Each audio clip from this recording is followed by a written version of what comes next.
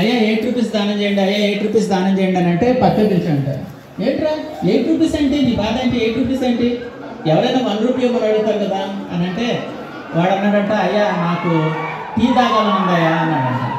ఇలా తిరిగి చూడగానే అక్కడ పెద్ద బోర్డు మీద టీ 4 రూపీస్ అని ఉందంట. వెంటనే అన్నాడంట, రే టీ 4 రూపీస్ అయితే మళ్ళీ 8 రూపీస్ ఎందుకు అడుగుతున్నావు అని అన్నాడు. అంటే అయ్యా నేను నా గర్ల్ ఫ్రెండ్ ఇద్దరం కలిసి టీ తాగుతామయ్యా అన్నాడు. వారిని బెగ్గర్ గాడివి, నీకు ఒక గర్ల్ ఫ్రెండ్, మీరిద్దరు కలిసి టీ తాగుతారు, దానికి నేను 8 రూపీస్ ఇవ్వాలా? రే ఎట్లా కనపడుతున్నాను నేను నీకు? అయినా ఏంట్రా నీ సీక్రెట్? అరే నేను సాఫ్ట్వేర్, అయినా ఇంతవరకు నాకెవరు గర్ల్ ఫ్రెండ్ పడలేదు, నీకేంట్రా సీక్రెట్ అని అనగానే వాడు అన్నాడంట బెగ్గరు, అయ్యా సీక్రెట్ ఏం లేదయ్యా, సీక్రెట్ ఏంటంటే గర్ల్ ఫ్రెండ్ వచ్చిన తర్వాతనే నేను బెగ్గర్ని అయిపోయానయ్యా అన్నాడు.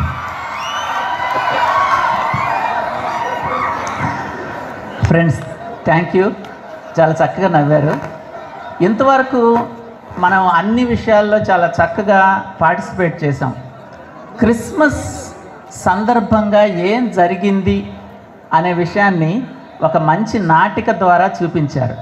అయితే క్రిస్మస్ ఎందుకు సెలబ్రేట్ చేసుకోవాలి, క్రిస్మస్లో ఏమి జరిగింది అని వాళ్ళు చెప్పారు, కానీ క్రిస్మస్ని ఎందుకు సెలబ్రేట్ చేసుకోవాలి అనేది కూడా మనం చూడాల్సిన అవసరం ఉంది.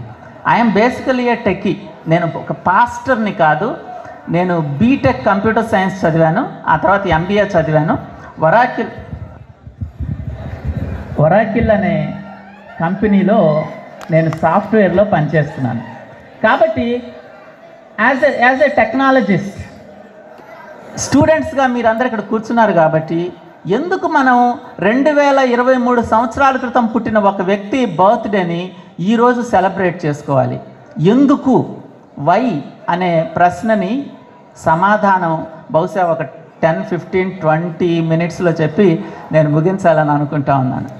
బికాస్ ఎవ్రీ ఫెస్టివల్ ఏది మనం సెలబ్రేట్ చేసుకున్నా అది ఎందుకు అనేది మనం డెఫినెట్గా ఆలోచన చేస్తాం. అయితే క్రిస్మస్ ఎందుకు సెలబ్రేట్ చేసుకుంటాం? ఇందాక ఆ స్కిట్లో ఒక చక్కటి విషయం జరిగింది. వాళ్ళందరూ అక్కడ కూర్చొని ఆలోచిస్తూ ఉన్నప్పుడు ఒక దేవదూత వచ్చి, అయ్యా ప్రజలందరికీ కలగబోయే మహా సంతోషకరమైన శుభవార్త ఇది అని చెప్పారు. అంటే వాళ్ళు వెంటనే ఆలోచించారు, ప్రజలందరికీ కలగబోయే శుభవార్త, ఈ చిన్నపిల్లవాడు పుట్టడం ద్వారా, యేసుక్రీస్తు పుట్టడం ద్వారా ప్రజలందరికీ ఎలాగ శుభవార్త జరుగుతుందండి అని వాళ్ళు ఆలోచించడం మొదలుపెట్టారు. ఫ్రెండ్స్, ఇప్పుడు నేను మనల్ని అందరినీ ప్రశ్నించామని అనుకుందాం. తెలంగాణ యూనివర్సిటీలో నేను ఒక స్టూడెంట్గా ఉన్నాను. యేసుక్రీస్తు పుట్టినందువల్ల నాకు శుభవార్త ఎందుకు అవుతుంది? That is the question, and I want to answer that question and close it. Why ఆయన పుట్టుక నాకు శుభవార్త ఎలాగా అయింది అనే విషయాన్ని చెప్పాలని అనుకుంటున్నాను. రమ్య డిగ్రీ చదువుతూ ఉంది. తన జీవితంలో తను ఎప్పుడు కూడా నేను సంతోషంగా ఉండాలని తను ఎప్పుడు ఫీల్ అవుతూ ఉండేది. తన జీవితం ఎప్పుడూ కూడా వాట్ ఈజ్ లైఫ్ అని అంటే, for her life is about money and మస్తీ. నేను చాలా డబ్బు సంపాదిస్తే నా జీవితం ఫుల్ఫిల్గా ఉంటుంది, దట్ ఈజ్ లైఫ్. నెంబర్ 2, నేను బాగా ఎంజాయ్ చేస్తే that is life, money and మస్తీ. This is her formula. And she has lot of friends. తను చక్కగా వెళ్ళి అందరితోటి ఫ్రెండ్స్ తోటి పార్టీస్ చేసుకుంటూ ఉండేది. And she has a boyfriend as well. వాళ్ళందరూ కలిసి చాలా చక్కగా ఎంజాయ్ చేస్తూ ఉండేవాళ్ళు.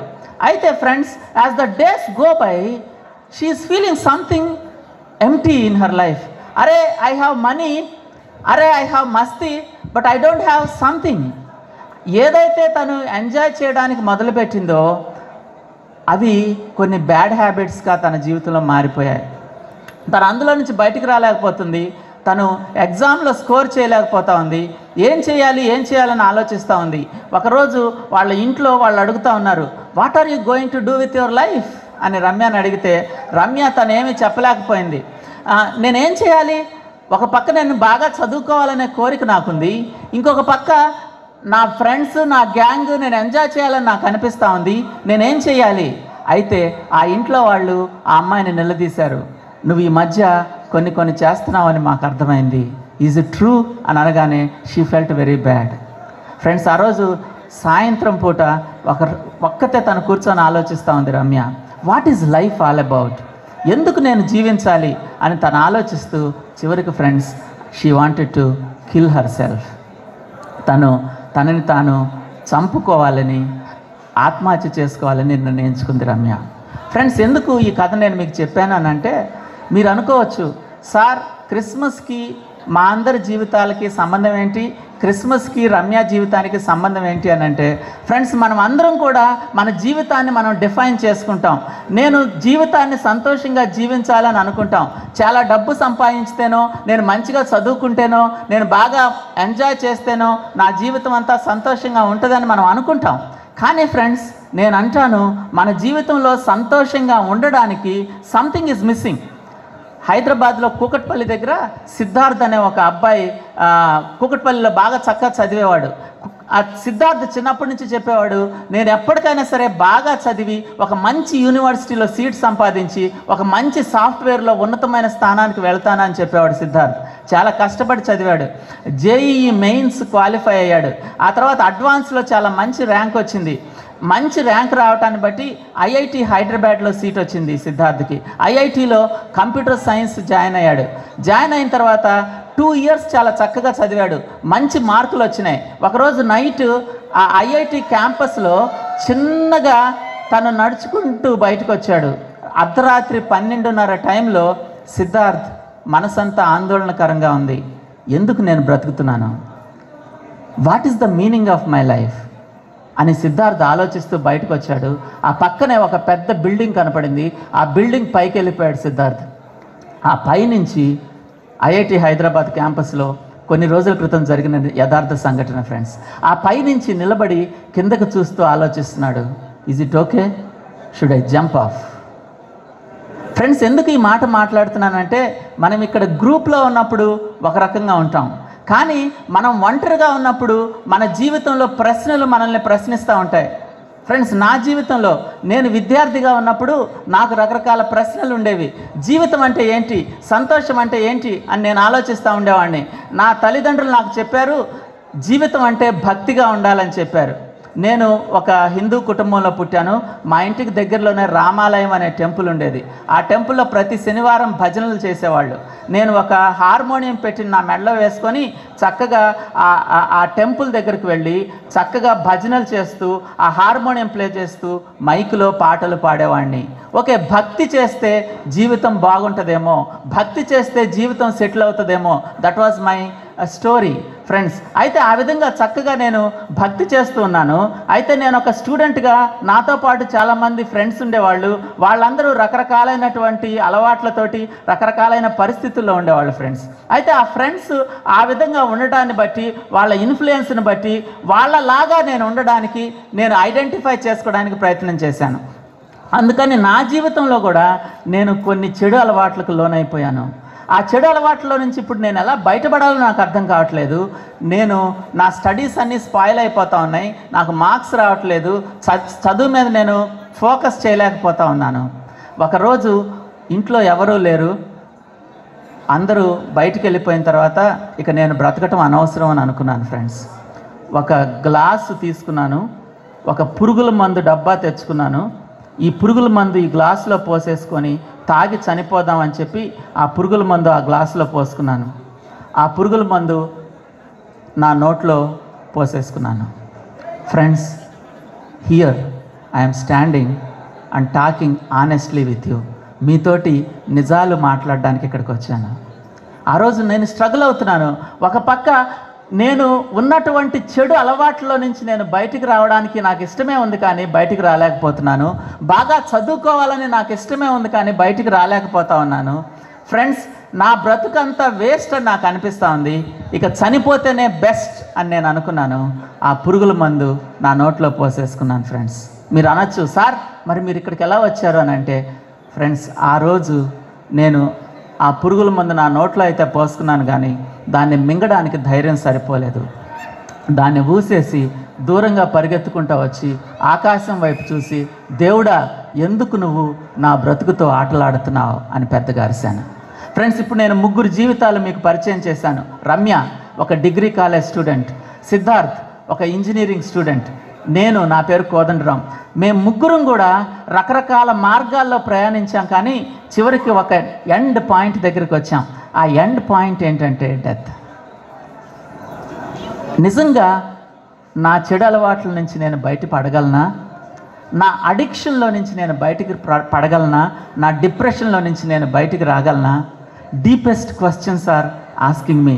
ఒక రకంగా నా జీవితాన్ని నేను చెప్పాలంటే, నెంబర్ 1 మనీ అండ్ మస్తీ అంటాను, number 2 addiction and asking for more and more అని అంటాను, number 3 depression and deep questions అని అంటాను. ఈ మూడిట్లో నేను సతమతం అయిపోయాను ఫ్రెండ్స్. ఒక రకంగా చెప్పాలంటే MAD మ్యాడ్, పిచ్చోడిని అయిపోయాను.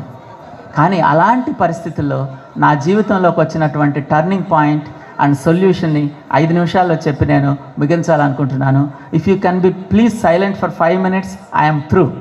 I started with a question, I started with a problem.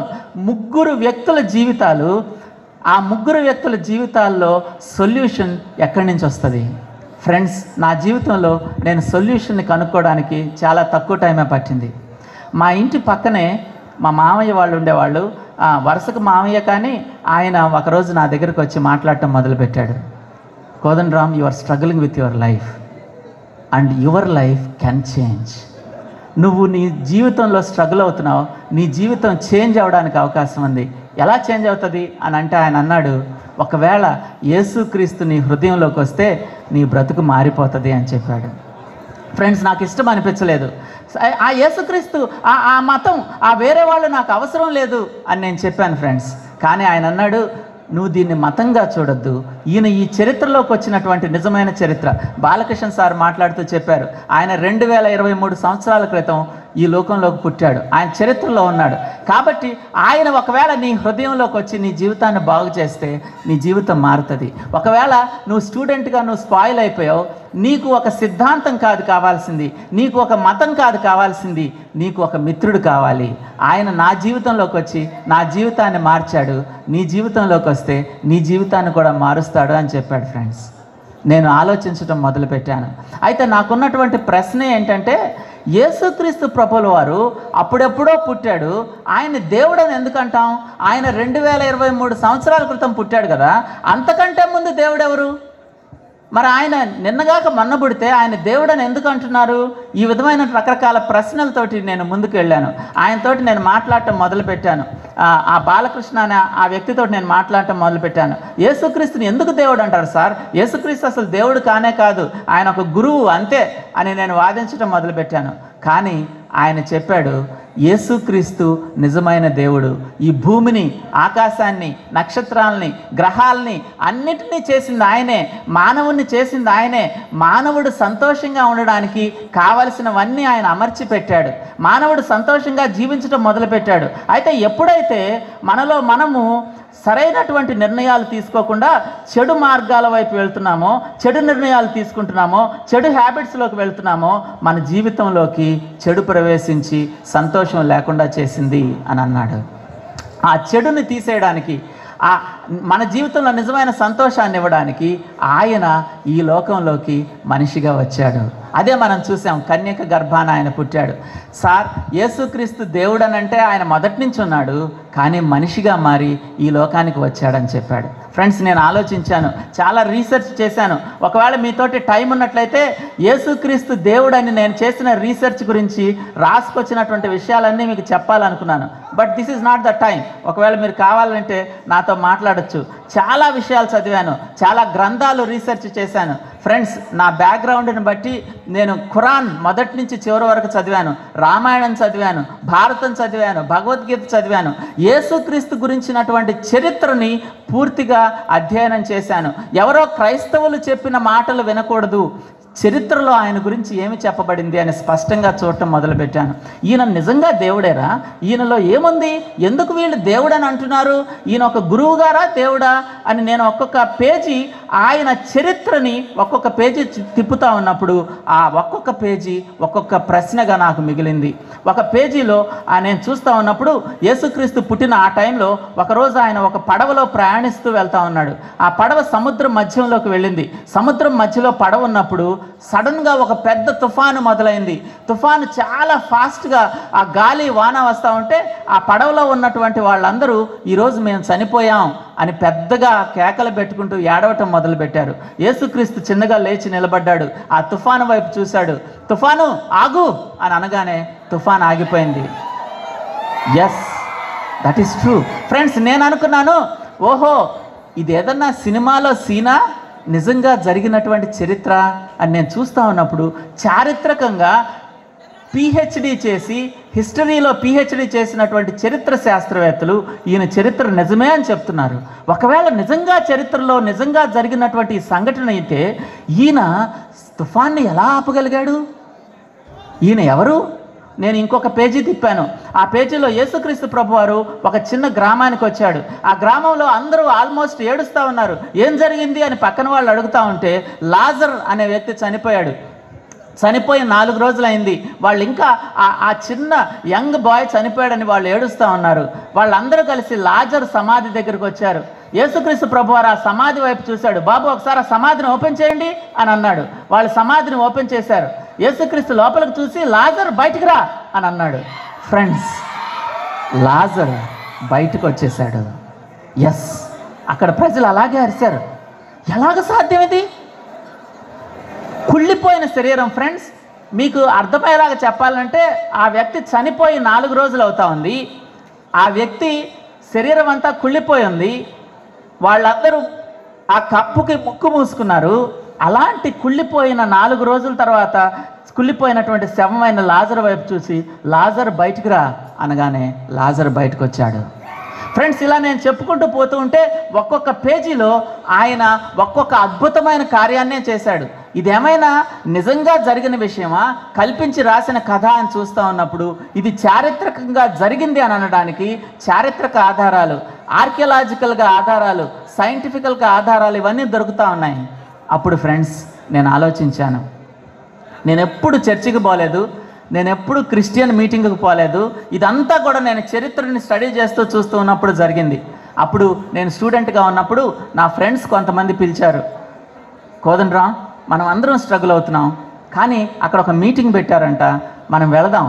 ఆ మీటింగ్కి వెళ్ళి అక్కడ వాళ్ళు ఏం చెప్తారో విందామని అన్నప్పుడు మొట్టమొదటిసారి నేను ఒక క్రిస్టియన్ మీటింగ్కి వచ్చి కూర్చున్నాను. ఫ్రెండ్స్, స్టేజీ మీద నుంచి విజయ్ కుమార్ సార్ మాట్లాడుతూ ఉన్నాడు. నీ బ్రతుకు చెడగొట్టుకున్నావు, చెడు అలవాట్లో నువ్వు మునిగిపోయావు, నీ జీవితం ఎలా ముందుకు వెళ్ళాలో తెలియదు, నువ్వు చివరికి సూసైడ్ దాకా వెళ్ళిపోయావు. యేసు నీ జీవితాన్ని మారుస్తాడు. చాలామందికి యేసు దేవుడని తెలుసు కానీ వాళ్ళ జీవితాలు మారవు. యేసు నీ హృదయంలోకి వస్తే ఆయన నీ జీవితాన్ని మారుస్తాడని చెప్పాడు విజయ్ కుమార్ సార్. నేను కళ్ళు మూసుకున్నాను ఆ రోజు. యేసు నా హృదయంలోకి రా, నా జీవితాన్ని మార్చు అని చెప్పాను. విజయ్ కుమార్ సార్ చెప్తా ఉన్నారు, క్రిస్మస్ అంటే దేవుడు మనిషిగా ఈ లోకంలో పుట్టడం మాత్రమే కాదు, క్రిస్మస్ అంటే దేవుడు ప్రతి హృదయంలోనూ జన్మించి జీవితాలు మార్చటం అని చెప్పాడు. ఫ్రెండ్స్, ఆ విధంగా చెప్పినప్పుడు నేను యేసయ్య నా హృదయంలోకి రా, నా బ్రతుకు మార్చు అని చెప్పాను. నాకు బాగా గుర్తుంది, ఫిబ్రవరి 24, 1994, and that is my Christmas. My Christmas is not December 25th friends, February 24. ఆ రోజు నుంచి యేసయ్య నా హృదయంలో ఉన్నాడు. నాతో ఆలోచనల ద్వారా మాట్లాడటం మొదలుపెట్టాడు. నేను యేసుక్రీస్తుతో చెప్పాను, నా జీవితం నాకు నచ్చట్లేదు, నా చెడు అలవాట్లు నాకు నచ్చట్లేదు, యేసుక్రీస్తు నాకు సహాయం చేయి అని నేను అడిగాను. యేసుక్రీస్తు నా హృదయంలో నుంచి నాకు సహాయం చేశాడు. నాకున్నటువంటి చెడు అలవాట్లు ఒక్కొక్కటి నేను మానేయడానికి ఆయన సహాయం చేశాడు. నేను ఒక కొత్త మనిషి కొత్త జీవితాన్ని మొదలుపెట్టాను. నాలో ఉన్నటువంటి సూసైడల్ థాట్స్ ఆయన తీసేశాడు. ఒక కొత్త జీవితం మొదలుపెట్టాను. యేసుక్రీస్తు, నేను బాగా చదువుకుంటాను, నాకు సహాయం చేయండి, కాన్సన్ట్రేషన్ రావట్లేదు నాకు బుక్స్ మీద, నాకు సహాయం చేయండి అని అడిగాను ఫ్రెండ్స్. ఆయన నాకు సహాయం చేశాడు. ఆ సంవత్సరం నేను ఎగ్జామ్స్ బాగానే రాశాను, రిజల్ట్స్ వచ్చినాయి. ఆ రిజల్ట్స్ వచ్చిన తర్వాత ఆ రిజల్ట్స్ చూసి నా రిజల్ట్స్ నేను నమ్మలేదు, నా ఫ్రెండ్స్ నమ్మలేదు. ఎందుకనంటే నేను for the first time in my life college first వచ్చాను. Thank you. నేనే ఆశ్చర్యపోయాను, ఎలాగ మారిపోయాను ఫ్రెండ్స్. ఇంకా బాగా చదివాను. ఇంజనీరింగ్ ఎంట్రన్స్ టెస్ట్లో స్టేట్ 9th ర్యాంక్ వచ్చింది. జేఎన్టీయు కాలేజీ, కూకట్పల్లిలో జేఎన్టీయు కాలేజీలో కంప్యూటర్ సైన్స్లో జాయిన్ అయ్యాను. వన్ ఆఫ్ ద టాపర్గా నా చదువు ముగించాను. బిగ్ కంపెనీస్, మంచి ప్యాకేజెస్ వచ్చాయి. కానీ అందరూ ట్రై చేశారు. నేను బెస్ట్ ప్యాకేజ్తో వరాకిల్ అనే కంపెనీలో సాఫ్ట్వేర్లో సెలెక్ట్ అయ్యాను. రీసెర్చ్ అండ్ డెవలప్మెంట్లోకి వెళ్ళాను. ఏఐ, ఎంఎల్, వీటన్నిటిలో నేను కొత్త కొత్త ప్రోగ్రామ్స్ రాయటం మొదలుపెట్టాను. యేసుక్రీస్తు నా సహాయం చేస్తూ వచ్చాడు. నేను రాసినటువంటి ఒక కొత్త ఆర్టిఫిషియల్ ఇంటెలిజెన్స్ ప్రోగ్రామ్కి అమెరికన్ గవర్నమెంట్ వాళ్ళు పేటెంట్ ఇష్యూ చేశారు. మీరు ఒకవేళ గూగుల్లోకి వెళ్ళి కోదండరామ్ స్పేస్ పేటెంట్ అని కొడితే మొదటి 2-3 రిజల్ట్స్లో మీకు నాకు ఇష్యూ చేసిన పేటెంట్ మీకు కనపడుతుంది. ఈరోజు నేను అంచెలంచెలుగా ఎదిగాను. ఆ కంపెనీలో ఒక ఇంజనీర్గా జాయిన్ అయిన నేను ఈరోజు సీనియర్ డైరెక్టర్గా ఉన్నాను. నా కింద టీమ్స్ ఉన్నాయి. మేము ఇప్పుడు ఐఐటీస్కి, ఎన్ఐటీస్కి క్యాంపస్ ప్లేస్మెంట్స్కి వెళ్ళి వాళ్ళని ఇంటర్వ్యూ చేసి తీసుకుంటాం. ఫ్రెండ్స్, ఇదంతా ఎందుకు చెప్పానంటే, మీరు చప్పట్లు కొట్టారు, న్యాయమే, థ్యాంక్ యూ సో మచ్. కానీ ఇదంతా నేను ఎందుకు చెప్పానంటే చప్పట్ల కోసం కాదు ఫ్రెండ్స్. ఒకరోజు నేను పూర్తిగా ఓడిపోయాను. ఒకరోజు నేను అలవాట్లలో చిక్కుకుపోయాను. ఒకరోజు ఏదైతే ఎంజాయ్ అని అనుకున్నానో అందులో నుంచి బయటికి రాలేని అడిక్షన్లో ఉండిపోయాను. ఇక చనిపోవడం తప్ప నా జీవితానికి వేరే మార్గం లేదు అని నిర్ణయించుకున్నాను. ఫ్రెండ్స్, ఈరోజు నేను ఒక ఉన్నతమైన స్థానంలోకి వచ్చాను. ఆ అడిక్షన్స్ అన్నీ వెళ్ళిపోయాయి. ఈరోజు నేను ఒక కొత్త జీవితాన్ని జీవిస్తున్నాను. ఫ్రెండ్స్, ఒక ప్రశ్న అడుగుతాను, ఇలాంటి మార్పు ఎలాగ సాధ్యం? ఫ్రెండ్స్, ఇలాంటి మార్పు ఎలాగ సాధ్యం? ఒక ఓడిపోయిన స్టూడెంటు, ఒక అడిక్ట్ అయిన స్టూడెంటు, ఇలాంటి మార్పు ఎలాగ సాధ్యం? ఫ్రెండ్స్, నేను అంటాను, యేసుక్రీస్తు దేవుడు అనడానికి చారిత్రకంగా ఏడి బీసీ ఆధారాలు వెతకాల్సిన అవసరం లేదు. ఆయన జీవితాలు మారుస్తూ ఉన్నాడు. ఫ్రెండ్స్, ఆయన నా జీవితం మార్చాడు. రమ్య తన జీవితాన్ని ఎండ్ చేసుకుందామని అనుకుంది. తను ఉన్నటువంటి బ్యాడ్ హ్యాబిట్స్లో నుంచి బయటికి రాలేను అని అనుకుంది. డ్రింకింగ్ మానేయలేను అని అనుకుంది. తను చూసేటటువంటి బ్యాడ్ వెబ్సైట్స్ మానేయలేను, ఇక నా జీవితం వేస్ట్ అని అనుకుంది. ఫ్రెండ్స్, రమ్యకి ఒక క్లాస్మేట్ ఉంది. ఆ అమ్మాయి వచ్చి, రమ్య, యేసుక్రీస్తు నీ బ్రతుకు మారుస్తాడు, క్రిస్మస్ అంటే దేవుడు ఈ లోకానికి వచ్చి జీవితాలు మారుస్తాడని చెప్తే రమ్య ఆలోచించింది. ఫ్రెండ్స్, రమ్య హృదయంలోకి యేసుక్రీస్తు వచ్చాడు. ఆమె జీవితం మారిపోయింది. నేను అన్ని యథార్థమైనటువంటి నిజ జీవిత సంఘటనలో మాట్లాడుతున్నాను. ఫ్రెండ్స్, ఈరోజు నేను అంటాను, ఇదంతా సెలబ్రేట్ చేసుకున్నాం, గ్రేట్, ఇదంతా బాగుంది, గ్రేట్. కానీ ఈరోజు మనం ఇలాగే ఇక్కడి నుంచి వెళ్ళిపోతే ఏం ఉపయోగం? నీ జీవితాన్ని మార్చడానికే యేసుక్రీస్తు ఈ లోకంలోకి వచ్చాడు. యేసుక్రీస్తు అక్కడికి వచ్చినప్పుడు వాళ్ళు అనుకున్నారు, ఆ లాజర్ దగ్గరికి ఆయన వచ్చినప్పుడు వాళ్ళు అనుకున్నారు, లాజర్ జీవితం ఇక మారదేమో, చచ్చిపోయాడు, శవమైపోయింది, నో పాయింట్, హోప్లెస్ అని వాళ్ళు అనుకుంటే యేసుక్రీస్తు అని అన్నాడు, I am capable. Christmas is about 3 C's. Number 1, I am capable. నేను ఏదైనా సమస్యని పరిష్కరించగలను. నీ జీవితం ఎంత పరిస్థితిలో ఉన్నా నేను మార్చగలను. I am capable. Number 2, I am caring. నేను నీ విషయంలో ప్రేమ కలిగిన వాడిని, శ్రద్ధ కలిగిన వాడిని. నేనే నీ దగ్గరకు వస్తాను, నేనే నీ బ్రతుకు మారుస్తాను. He is capable friends, he is caring. Number 3, he has complete solution. ఆయన శక్తి కలిగిన దేవుడు, ఆయన శ్రద్ధ కలిగినటువంటి దేవుడు. ఆయన నీ జీవితంలో సంపూర్ణ పరిష్కారాన్ని ఇస్తాడు. ఫ్రెండ్స్, క్రిస్మస్ అంటే ఏంటో తెలుసా? దేవుడు మానవుడిగా ఈ లోకానికి వచ్చాడు. మనం అందరం చేస్తున్నటువంటి తప్పులన్నిటిని ఆయన క్షమించడానికి ఇష్టపడతా ఉన్నాడు. మన తప్పులను ఆయన మీద వేసుకొని ఆయన చనిపోవడానికి ఇష్టపడతా ఉన్నాడు. చివరిగా ఒక్క నిమిషంలో ఒక హార్ట్ టచింగ్ స్టోరీ చెప్పి నేను ముగించాలనుకుంటున్నాను. ఆ అమ్మాయి 12 సంవత్సరాల అమ్మాయి ఒక చిన్న విలేజ్లో పెరుగుతూ ఉంది. ఆ విలేజ్ పక్కనే ఒక అడవి ఉంది. చిన్నప్పటి నుంచి ఆ అమ్మాయికి చెప్పారు, పాప ఆ అడవిలోకి ఎప్పుడు వెళ్ళకూడదు, పాప ఆ అడవిలోకి ఎప్పుడు వెళ్ళకూడదు, ఇట్ ఈస్ డేంజరస్ అని చెప్పారు. కానీ ఈ అమ్మాయికి క్యూరియాసిటీ, ఎందుకు డేంజరస్ అని అంటున్నారు, నేను అంత పిరికిదాన్ని అని ఎందుకు అనుకుంటున్నారు అని చెప్పి ఒకరోజు ఇంట్లో అందరూ బయటికి వెళ్ళిపోయిన తర్వాత ఈ అమ్మాయి చిన్నగా అడవి దగ్గరికి వెళ్ళింది. ఆ అడవిలో నుంచి ఒక చిన్న పాట, ఒక పక్షి పాట పాడుతూ ఉంటే ఆ పాట చాలా మంచిగా అనిపించింది. లోపలికి వెళ్ళి చూద్దాం ఎవరు ఆ పక్షి, ఏం పాట పాడుతుంది అని చెప్పి చిన్నగా లోపలికి వెళ్తా ఉంటే లోపల నుంచి, పాప నువ్వు వెళ్ళకూడదు, అది డేంజర్ అంటే, no problem, I will go, నేను పెద్దదాన్ని అయిపోయాను, నో ప్రాబ్లం అని చెప్పి తను చిన్నగా లోపలికి వెళ్ళింది. ఈమె లోపలికి వెళ్ళి ఆ పక్షి చూస్తే చాలా బ్యూటిఫుల్గా ఉంది, చాలా చక్కటి పాట పాడుతుంది ఆ పక్షి. ఆ పక్షిని చూసి అరే అని అనుకునే లోపు ఆ పక్షి ఎగిరి లోపలికి వెళ్ళిపోయింది. ఆ పక్షిని ఫాలో అవుతూ ఈ అమ్మాయి ఇంకా నడుచుకుంటూ లోపలికి వెళ్ళింది. అలా వెళ్తూ ఉన్నప్పుడు ఆ అడవిలో చూసుకోకుండా ఒక పెద్ద 10 అడుగుల గొయ్యి ఉంది, ఆ గొయ్యలో పడిపోయిందండి. వెంటనే ఆమె కాలు బెణికింది, పెద్దగా ఏడవటం మొదలుపెట్టింది. లెగవాలి అని అనుకుంటుంటే లెగవలేకపోతా ఉంది, కాలు బెణికింది, నడవలేకపోతా ఉంది, పెద్దగా ఏడుస్తూ ఉంది. అయితే ఆ అడవి వైపు ఎవరు రారు కాబట్టి ఎవరు పట్టించుకోవట్లేదు. అయితే ఆ ఇంటి పక్కనే ఒక ఆంటీ ఉంది. ఆ ఆంటీ ఆ రోజు ఆ అడవి పక్క నుంచి వెళ్తా, ఏంటి ఏడుపు అని చెప్పి ఆ ఆంటీ పరిగెత్తుకుంటా వచ్చింది. ఈ అమ్మాయి ఏడుపు వినపడింది. అయితే అడవిలోకి వెళ్ళకూడదు కదా, ఎలా అని చెప్పి ఆలోచించింది. కానీ ఆమె ధైర్యం చేసి ఆ అడవిలోకి వచ్చింది. ఫ్రెండ్స్, నడుచుకుంటూ అడవిలోకి వచ్చినప్పుడు ఎదురుగా గొయ్యలో ఆ అమ్మాయి ఏడుస్తూ కనిపించింది. Aunty please help me, aunty please help me అని అంటా ఉంటే ఫ్రెండ్స్, ఈమె ముందుకు వెళ్ళలేదు. ఎందుకో తెలుసా, ఇటు పక్క నుంచి ఒక పెద్ద పాము, కింగ్ కోబ్రా అంటారు, త్రాచుపాము, నడుచుకుంటూ వస్తూ ఉంది. ఆ పాము వస్తూ ఉన్నప్పుడు నేను గనక ముందుకు వెళ్తే ఆ పాము నన్ను కాటేస్తే నేను చనిపోతాను, ఆ పాప కోసం నేనెందుకు రిస్క్ చేయాలి అని ఈమె ఆలోచించింది.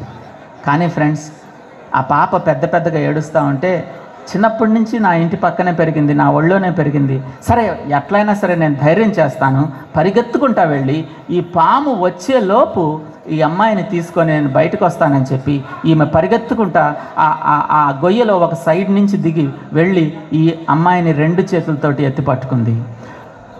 ఇటు తిరిగి పరిగెత్తబోయేలోపు ఫ్రెండ్స్, ఈ పాము ఫాస్ట్గా వచ్చేసింది. ఆ పాము కాటు వేయబోతూ ఉన్నప్పుడు ఈమె ధైర్యం చేసి తన కుడి చేత్తో ఆ పాముని గట్టిగా కొట్టింది. ఫ్రెండ్స్, ఆ పాము ఆ టైంలో ఆమె చేతి మీద కాటు వేసింది. పెద్దగా అరిచింది ఈమె. పెద్దగా అరుస్తూ వీళ్ళిద్దరూ పరిగెత్తుకుంటూ బయటకు రావడానికి ప్రయత్నం చేశారు. గ్రామస్తులందరూ వచ్చేశారు.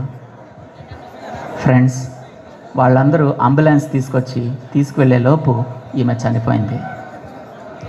ఈ కథ ఎందుకు చెప్పానంటే, ఆ అమ్మాయి తెలిసి తప్పు చేసింది, కానీ ఎవరు బలయ్యారు? ఎస్, తను చేసిన తప్పుకి తన పక్కింటి ఆమె బలైపోయింది. ఫ్రెండ్స్, ఎందుకు ఈ కథ చెప్పానంటే, మనమందరం తప్పులు చేస్తున్నాం, దాన్నే పాపం అని అంటారు.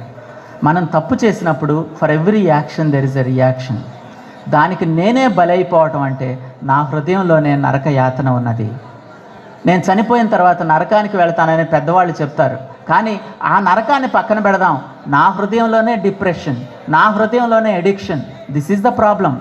యేసు ఈ లోకానికి ఎందుకు వచ్చాడంటే, he is capable, he is caring, he has complete solution.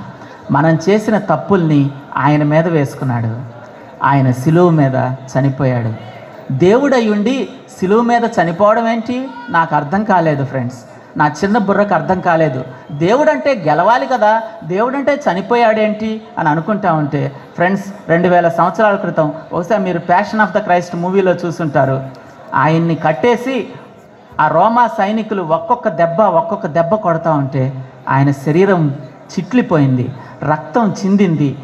ఆ ఒక్కొక్క దెబ్బకి ఆయన శరీరం వణికిపోతూ రక్తం చిందుతూ ఉంటే ఆ రోమా సైనికులు మొహం దుడుచుకుంటూ, రే దేవుడు అన్నాడు కదా, చూద్దాం ఎన్ని దెబ్బలు భరిస్తాడో అని ఒక్కొక్క దెబ్బ కొట్టారండి.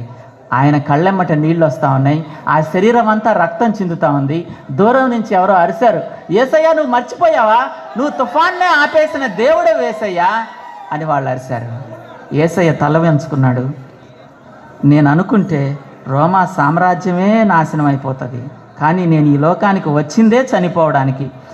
ప్రజలందరూ చేసిన తప్పుల్ని నా మీద వేసుకొని నరక యాతన నేను అనుభవిస్తే కోదండరాం జీవితం మారుతుంది, రమ్య జీవితం మారుతుంది, ఫ్రెండ్స్ రమేష్ జీవితం మారుతుంది. నీ గురించి నా గురించి ఆయన ఆలోచించాడు. మనందరి తప్పుల్ని ఆయన మీద వేసుకున్నాడు. నా చేతులతో నేను తప్పు చేస్తే ఆయన చేతిలో మేకులు కొట్టారు. నా కాళ్ళతో నేను తప్పులు చేస్తే ఆయన కాళ్ళల్లో మేకులు కొట్టారు. నా తలలో చెడు ఆలోచనలు నేను చేస్తే ఆయన తల మీద ముళ్ళ కిరీటం పెట్టారు. ఫ్రెండ్స్, ఆయన భయంకరమైన చావు చనిపోయాడు. 3వ రోజున తిరిగి లేచాడు.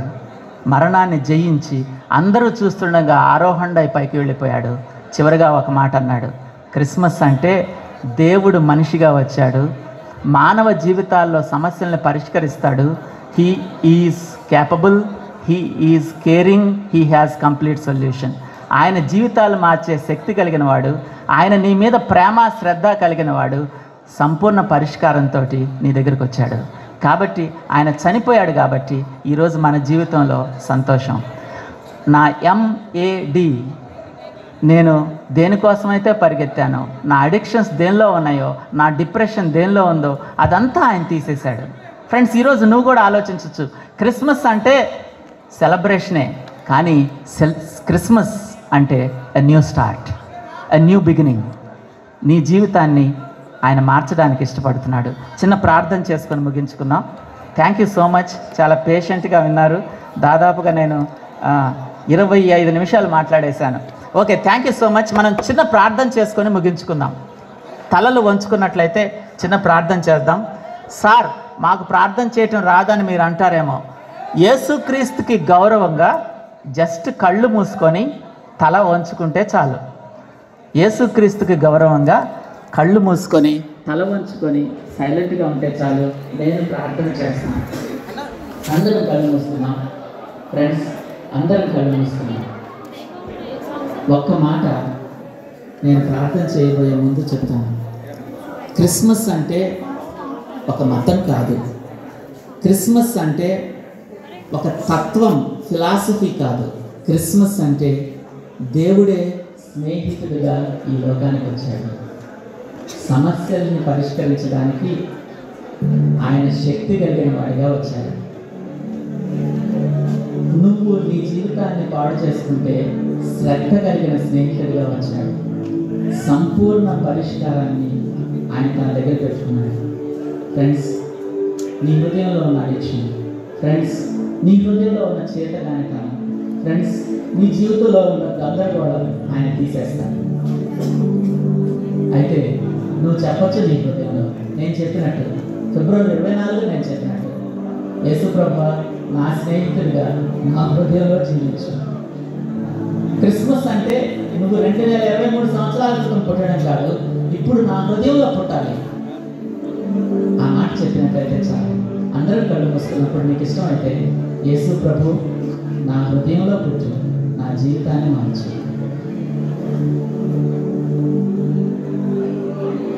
నీకు ఇష్టమైతే ఈ మాట చెప్పచ్చు. ఇదేమి మంత్రం కాదండి, ఒక స్నేహితుడిని నీ జీవితంలోకి పిలుస్తున్నాను.